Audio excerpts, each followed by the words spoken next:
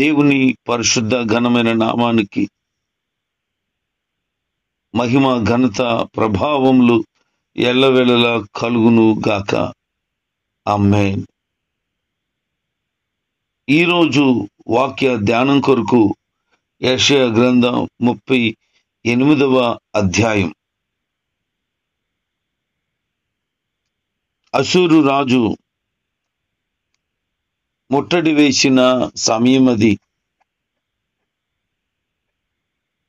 ఎలాగూ వారి నుంచి బయటపడాలని ఆలోచన చేసి ప్రార్థన చేస్తున్న దినాలవి. దేవుని సహాయంతో శత్రువులను తరుమగలిగిన కృపను అనుగ్రహం పొందిన సమయం అది. దేవుని మీద ఆధారపడి దేవుని యొక్క సహాయంతో ప్రార్థనాపరంగా సాగిపోతున్న దినాలు అవి. అలాంటి సమయంలో పర్వాలేదులే, బాగానే ఉన్నాను, దేవుని కృపను బట్టి ఆరోగ్యంగా ఉన్నాను, రాజ్యం కూడా క్షేమంగానే ఉంది, శత్రువులను దేవుడు తరిమేశాడు అని అనుకుంటూ ఉన్నాడు. అప్పటికి హిజ్కియా వయసు 39 సంవత్సరాలు. చాలా చిన్న వయసే. అయితే అతనికి ఒక బాధాకరమైన మరణకరమైన జబ్బు వచ్చింది. అదేంటి అని అంటే క్యాన్సర్. ఆ దినాల్లో దాని గురించిన వివరం కానీ దాని గురించిన ప్రస్తావన కానీ లేదు. అతనికి వచ్చిన ఆ యొక్క రోగం క్యాన్సర్ అని పండితుల అభిప్రాయం. ఇక చనిపోయే స్థితిలో ఉన్నాడు అతను. ఇక చనిపోతాడు. ఇక ఏ రోజో తెలీదు. మరణంతో కొట్టుమిట్లాడుతున్నాడు. అంత భయంకరమైన పరిస్థితి. అలాంటి సమయంలో దేవుని సేవకుడైన యెషయా దేవుని మాట విన్నాడు. ఇదిగో నువ్వు హిజ్కియా దగ్గరికి వెళ్ళు, తనకి చనిపోతున్నావు, నువ్వు నీ ఇల్లంతా చక్కబెట్టుకో, ఎవరికి ఏం చక్కబెట్టాలో ఎవరికి ఏం చెప్పాలో చెప్పేయి అని చెప్పు అని చెప్పారు. దైవజనుడని యెషయా బయలుదేరాడు, హిజ్కియా దగ్గరికి వెళ్ళాడు. ఓహో, నా కోసం దేవుని సేవకుడు వచ్చారు, శుభాన్ని ఏదో చెప్తారు, నా కొరకు ప్రార్థిస్తారు, నా గాయం పోతుంది, ఈ జబ్బు నయము అవుతుందని ఆలోచన చేసి ఆయన వైపు ఆశగా ఎదురు చూశాడు. చాలా సంతోషం అని అనుకుంటున్నాడు హిజ్కియా. అయితే హిజ్కియా యొక్క ఆలోచనలు మారిపోయాయి.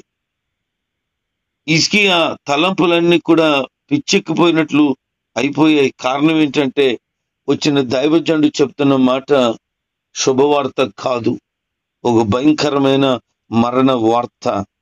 హిజ్కియా, నీవు చనిపోతావు, ఇంకా నీ టైము అయిపోయింది. దేవుడు చెప్తున్నారు నీ ఇల్లు చక్కబెట్టుకో అని. వాస్తవానికి అతను ఆశ ఏంటంటే నేను బ్రతకాల, ఇంకా కొద్ది కాలం దేవుని నామ మహిమార్థంగా నేను జీవించాలా, ఈ ప్రజలందరినీ ప్రభుకి దగ్గరగా చేయాలి అని ఆశ. ఎందుకంటే అప్పటికే చాలా భక్తి కలిగి ఉన్నాడు, యథార్థమైన హృదయంతో ఉన్నాడు, ప్రజలందరినీ దేవుని వైపు తిప్పుతున్నాడు, దేవుని దృష్టికి అనుకూలంగానే రాజ్యాన్ని పరిపాలన చేస్తున్నాడు. భక్తిపరుడు. భక్తిపరుడికే జబ్బు వచ్చింది, భక్తిపరుడికే మరణ వార్త వచ్చింది. ఏం చేద్దాం? మా తల్లి గారికి బలహీనత కలిగింది, ఆమెకు కూడా క్యాన్సర్ వచ్చింది. ఇక మరణశయ్య మీద ఉన్నారు, ఏ రోజో తెలియదు. ఒక సేవకుడు వచ్చారు, చాలా మంది వచ్చి ప్రార్థన చేసేవారు. అయితే ఆయన ఇలా ప్రార్థన చేశాడు, వాస్తవానికి ప్రభువా, ఈ బిడ్డను లేవనెత్తండి, ఆరోగ్యం ఇవ్వండి, నీ సాక్షిగా నిలబెట్టండి అని ప్రార్థన చేయాలి. కానీ ఆయన చేసిన ప్రార్థన ఏంటి అంటే, అయ్యా, ఈమె చాలా వేదన పడుతూ ఉంది, చాలా దినాలుగా మంచాన్ని పట్టుందయ్యా, ఈమెను జ్ఞాపకం చేసుకోండి, నీ రాజ్యానికి చేర్చుకోండి అని ప్రార్థన చేశాడు. నాకు చాలా బాధేసింది. ఎందుకంటే మా అమ్మ చచ్చిపోవాలని ప్రార్థన చేశాడు ఆయన. చాలా బాధ కలిగింది నాకు. ఈరోజు చెప్తున్నానంటే ఎంత బాధపడి ఉంటానో. ఆయన చూసినప్పుడల్లా ఆయన చేసిన ప్రార్థన గుర్తొస్తుంది నాకు. వాస్తవానికి మా అమ్మగారి శరీరం శిథిలం అయిపోయింది, కడుపు ఏమీ లేదు, మొత్తం అంతా నాశనం అయిపోయింది, చాలా పరిస్థితి సీరియస్ అయిపోయింది. చనిపోద్ది ఆవిడ 100%. డాక్టర్లు కూడా చెప్పారు తీసుకెళ్ళిపోండి అన్నారు. ఇక ఏ రోజో తెలీదు, తీసుకొచ్చేసాం హాస్పిటల్ నుంచి. ఇక చనిపోతారు ఖచ్చితంగా. కానీ ఆ పాస్టర్ గారు చేసిన ప్రార్థన మాత్రం నాకు చాలా బాధ కలిగింది. ఆ సమయంలోనైనా ఒకవేళ అయ్యా ఈమెను లేవనెత్తండి, చచ్చిన వారిని లేవనెత్తిన గొప్ప దేవుడు, అద్భుతం చేయండి నాయన అని ఆయన ప్రార్థన చేసి ఉంటే బాగుండు. వాస్తవానికి దేవుని చిత్తం ఏంటంటే ఆమె ఈ లోకాన్ని విడిచిపెట్టడమే. అయినా ఆమె కొరకు ఇలాంటి ప్రార్థన చేసి ఉంటే బాగున్నే, మా అమ్మ బతుకునేమో అని ఆశపడ్డాను నేను. కానీ చాలా మంది వచ్చి చేసిన ప్రార్థనకును ఈ సేవకుడు వచ్చి చేసిన ప్రార్థనకును చాలా వ్యత్యాసం అనిపించింది. నేను ఆ దైవ సేవకుని ఏమీ అనటం లేదు, కానీ నా హృదయం ఏంటంటే మా అమ్మ బాగుంటది, స్వస్థత పొందుతుంది, మరలా తిరిగి నాతో మా పిల్లలతో ఉంటది అని నేను ఆనందిస్తూ ఉన్నాను. కానీ ఆమె గురించి ఇలా ప్రార్థన చేసేది ఆయన. ఎవరైనా వస్తే శుభవార్త చెప్తారని, శుభం పలుకుతారని ఆశతో ఉంటాము. ఈ హిజ్కియా కూడా అట్టి ఆశ కలిగి ఉన్నాడు. కానీ విన్న మాట మాత్రం చాలా విచారింపదగిన విషయం. నువ్వు చనిపోతావు. వెంటనే చెప్పాడు, వెళ్ళిపోయాడు ఆయన. హిజ్కియా ప్రార్థన చేయడం మొదలు పెట్టాడు. అయ్యా అని వెక్కి ఎక్కి ఏడుస్తున్నాడు. యథార్థమైన హృదయముతో సత్యముగా నీ మార్గంలో నేను ఎలాగూ నడుచుకున్నానో, నీ దృష్టికి నేను సమస్తాన్ని ఎలాగ చేశానో ఒక్కసారి జ్ఞాపకం చేసుకో అని కన్నీళ్లు విడిచుచు ఆ చివరి సమయంలో అతను ప్రార్థన చేశాడు. బ్రతికించమని చేయలేదు, నేను మరలా రాజుగా రాజ్యాన్ని చక్కబెట్టాలని చేయలేదు. అయ్యో నా భార్య, పిల్లలు, కుటుంబం నేను ఏమైపోతే వాళ్ళు ఏమైపోతారు అని ప్రార్థన చేయలేదు. ప్రభువా నేను ఎలాగైనా నీ దగ్గరికి వచ్చేస్తున్నాను అన్నవే, నేను ఎలాగున్నాను, ఒకవేళ నాలో లోపాలు ఏమైనా ఉంటే, నీకు నచ్చని క్రియలు నాలో ఏమైనా ఉంటే ఒకసారి గమనించి నన్ను క్షమించి నీ రాజ్యానికి చేర్చుకో, నేను ఎలాగున్నానో నీకు తెలుసు కదా అన్నాడు.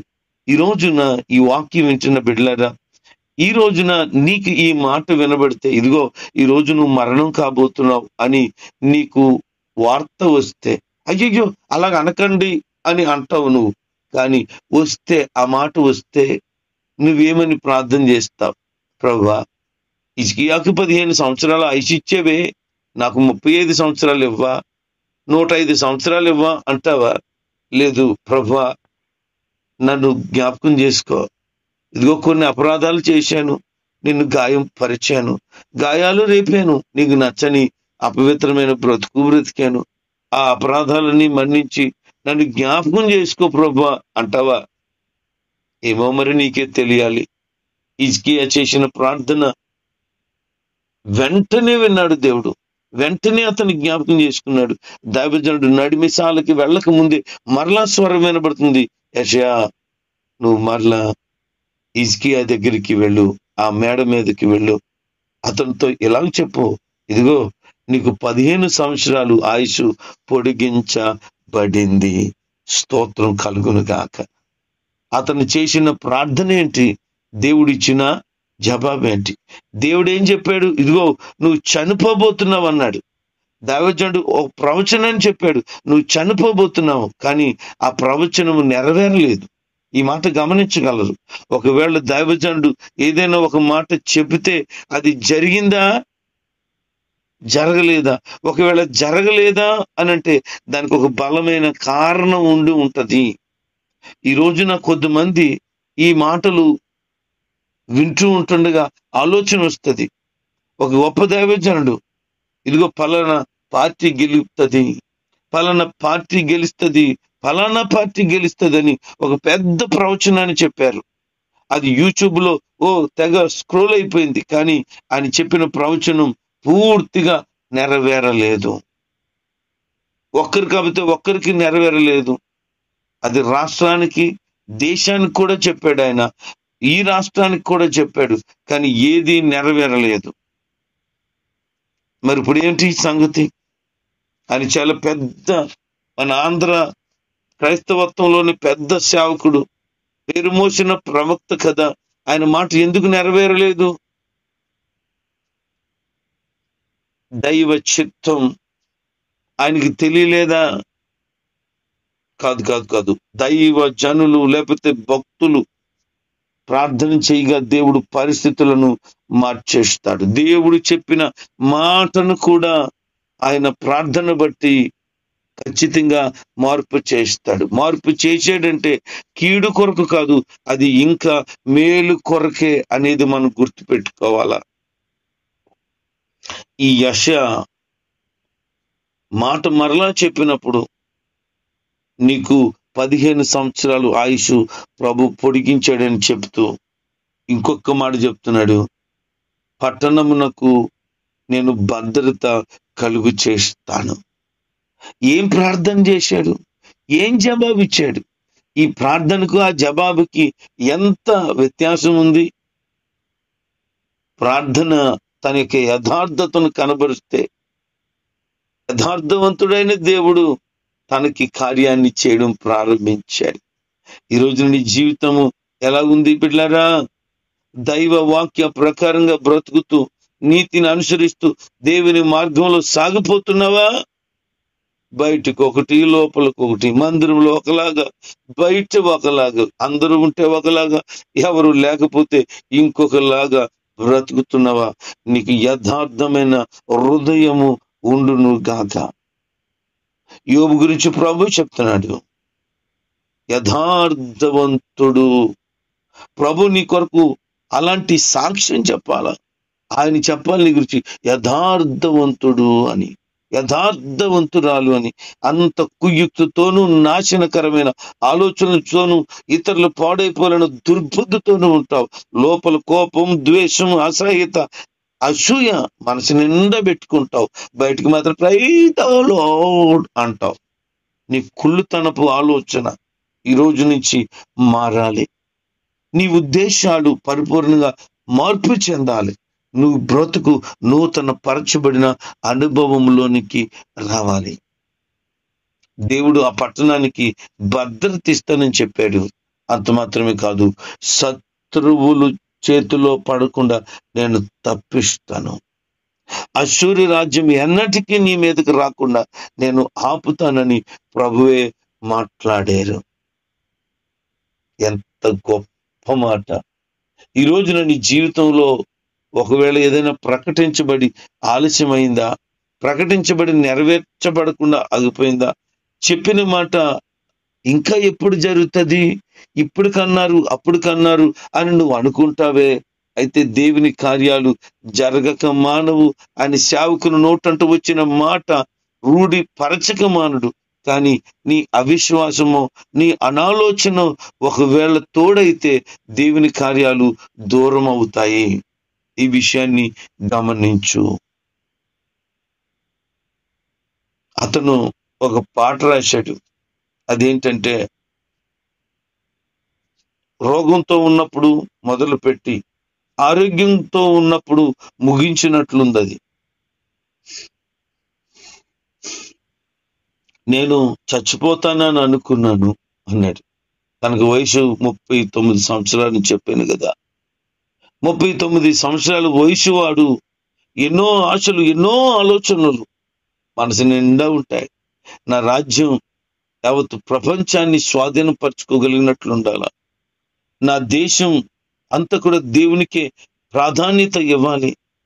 నేను నా కుటుంబము ప్రభువులో నిత్యము ఉండగలగాలి అని ఆలోచన చేత నింపబడిన హిజ్కియా, అయితే అతనికి రోగం వచ్చింది. ఆ రోగం చచ్చిపోతాడు అని అనుకున్నాడు.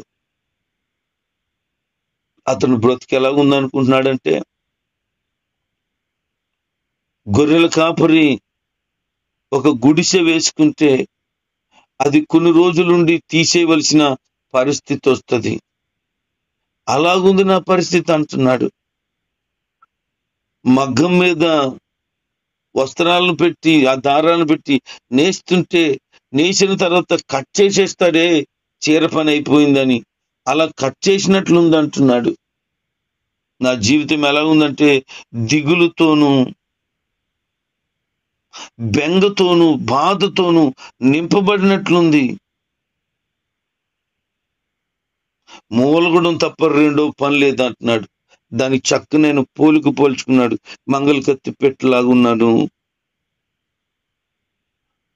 ఓదే కొరుకువలే ఉన్నాను, గొవ్వవలే ఉన్నాను, నేను మూలుగుతున్నాను, దిగులుతో ఉన్నాను అని ఆ పక్షులను పోల్చుకుంటూ ఉన్నాడు ఆయన. అయితే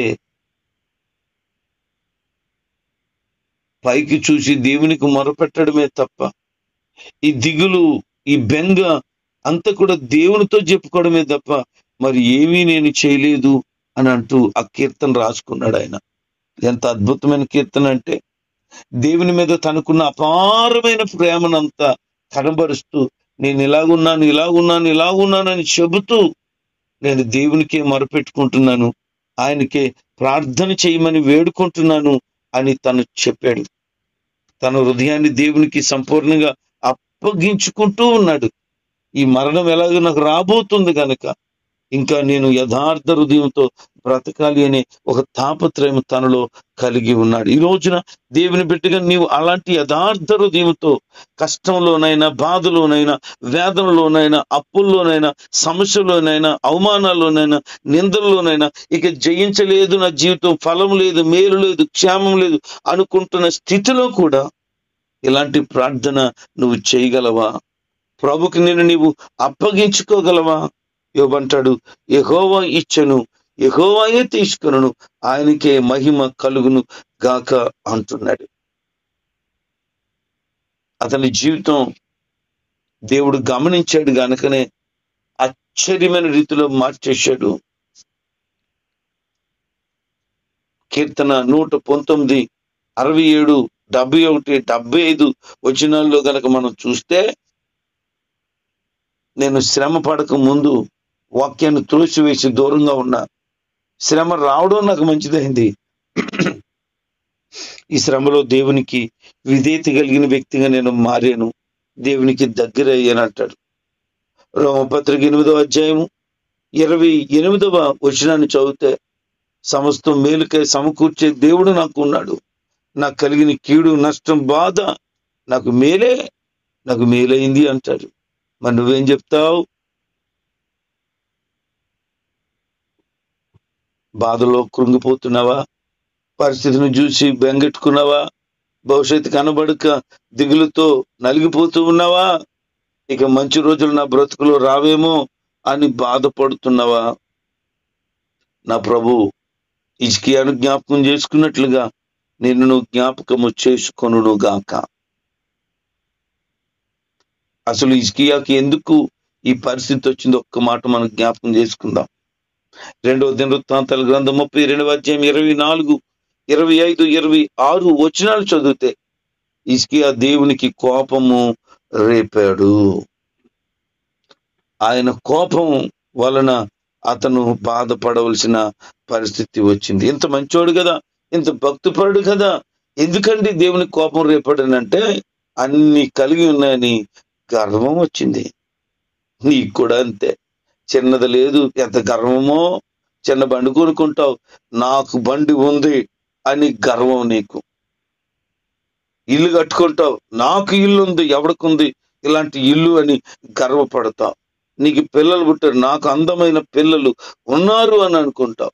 నీకేదో పనో పాటో ఉద్యోగం సద్యోగం ఉంటుంది, నాకు తప్ప ఎవరికి ఉంది ఇది అని అనుకుంటావు. 1 ఎకరమో 1/2 ఎకరమో పొలం ఉంటుంది, నాకు తప్ప ఎవరికి పొలం ఉంది అని భావిస్తావు. కొంచెం ఆరోగ్యంగా బాగుండుంటావు, నేను ఎంత ఆరోగ్యంగా ఉంటానో, కొంచెం రంగు తెల్లగా ఉండుంటుంది, ఎంత అందంగా ఉంటానో. నీ గర్వము అణిచివేయబడుతుంది. జాగ్రత్త. భక్తిపరుడైనా, ఆత్మీయుడైనా, మహా మేధావులని భక్తిలో అనిపించుకున్న హిజ్కియా లాంటి వారే మట్టి కర్వకు తప్పలేదు. గర్వం ఎప్పుడు నాశనమే. ఏది ఉందని అతిశయపడుతున్నావో, ఏది ఉందని మురిసిపోతున్నావో, ఏది ఉందని రెచ్చిపోతున్నావో దాన్ని తీసివేయగలడు దేవుడు. జ్ఞాపకం చేసుకుని ఎప్పుడు కూడా నువ్వేమి కలిగి ఉన్నా దానిని బట్టి గర్వపడక అందరితో ప్రేమ కలిగి ఉండాలి. నాకులాగా నీకుందా? నాకులాగా నీ బతుకుందా? నాకులాగా నీ పరిస్థితి ఉందా? ఏంటి నీ పోలిక? ఎవరిని పోల్చుకుంటున్నావు? ఎవరిని తక్కువ ఎక్కువ చేసి మాట్లాడుతున్నావు? దేవుడు తలుచుకుంటే నీకంటే వాళ్ళకి ఉన్నతమైన స్థితిని ఇవ్వగలడా? నీవు వాళ్ళ దగ్గర సిగ్గుతో తల దించుకోగలవు. ఈ రోజు నీకున్న స్థితిని బట్టి పడుతున్నావేమో. జాగ్రత్త, జాగ్రత్త. మరలా చెప్తున్నాను, జాగ్రత్త. ఎవరిని తక్కువ చూడకో. దేవుడు క్షణాల్లో ఉన్నతమైన వారిగా చేయగలిగిన దేవుడు. ఉన్నతంగా ఉన్నానని గర్వపడితే మట్టి కరిపించగలిగిన దేవుడు ఆయన. నెబుకద్నెజరుని ఆయన తలుచుకొని గట్టి మీసేలా చేశాడు ఆయన తలుచుకుంటే. అది నువ్వు జ్ఞాపకం చేసుకోవలసింది. ఈరోజు దేవుని బిడ్డలారా, హిజ్కియాకు ఆ రోగానికి కారణం మీకు అర్థమైందా? గర్వం. మరి నీకు గర్వం ఉందా? అయితే ఆ గర్వాన్ని విడిచిపెట్టు. దేవునికి ఇష్టమైన బిడ్డగా బ్రతుకు. అతను బాగుపడిన తర్వాత ఇలాగంటాడు, నేను మందిరానికి వెళ్దాం అనుకుంటున్నాను. ఎప్పుడు? బాగుపడిన 3వ రోజే మందిరానికి వెళ్దాం అనుకుంటున్నాడు. 2 రాజుల గ్రంథం 20:7-8 వచనాలు మనం చదివితే అక్కడ కూడా ఆ మాటలు మనకి తారసపడతాయి.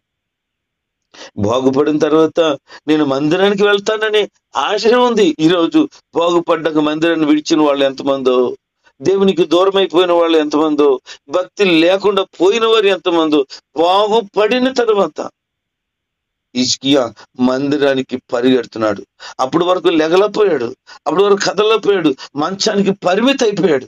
అయినా సరే ఆ మంచం మీద ఉండిన వ్యక్తి అయినా ప్రార్థన చేస్తూ ఉన్నాడు. గాయంతో ఇబ్బంది పడుతున్నా అతను మాత్రం ప్రార్థన మానలేదు.